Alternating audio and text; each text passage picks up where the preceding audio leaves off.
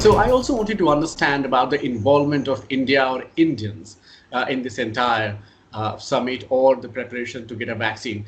Can you tell us a little bit more about, how far are we, from getting a proper vaccine? How many countries are going to participate, and what kind of efforts are we going to see in the near future now?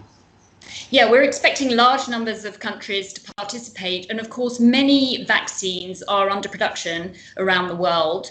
The UK has a number of candidate vaccines. Oxford University in the UK is already in human trials for a vaccine.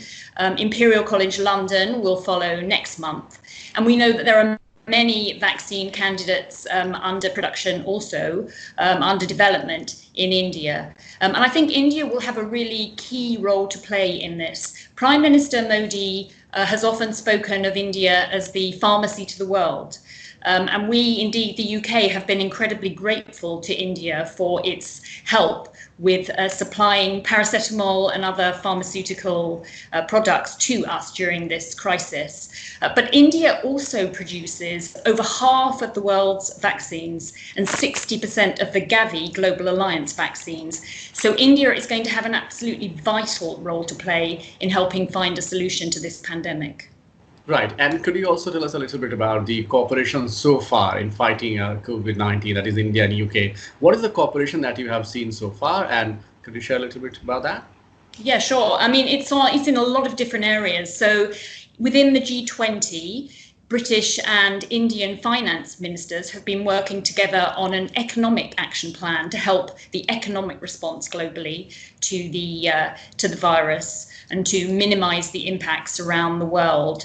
Then, of course, the UK has been looking here. We have been engaged in a massive repatriation effort to send home British nationals who were stranded here as a result of the crisis. We've had great cooperation on that. But particularly in the area of vaccines and in the area of research and innovation, British and Indian research institutions, scientists have been working incredibly closely together, both on vaccine development and in areas like the distribution of vaccines, which could be temperature sensitive, to make sure that once we have a vaccine, we can send it around the world safely. So in a number of areas, there are some great collaborations and some really exciting collaborations between our scientists and researchers, and we're really pleased about that. Right. So, I mean, at this point of time, the priority of governments across the globe is to do two things. One, you have to save lives, as many as you can. On the other hand, you have to save economy as well. And that takes me to the question of, the business opportunities in the UK. So we already had uncertainty due to Brexit there. Now we have COVID-19. So, and that there are a lot of Indian businessmen, Indian businesses based in London or across the country. How would you ensure, or how would you restore rather their faith in the country, the system that you have there, and that doing business would be easy from now? Yeah, well, you're quite right to point to that. It's going to be really important as we try to build back. In the UK, we are determined to take the opportunity to build back better, to build back stronger, and to build back greener in particular. The UK will be hosting the big UN climate conference next year, COP26. To try and combat climate change around the world. I know that is an agenda that is really dear to Indian hearts also.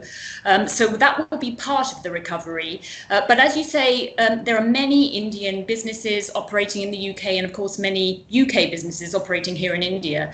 UK-India trade grew 10% last year.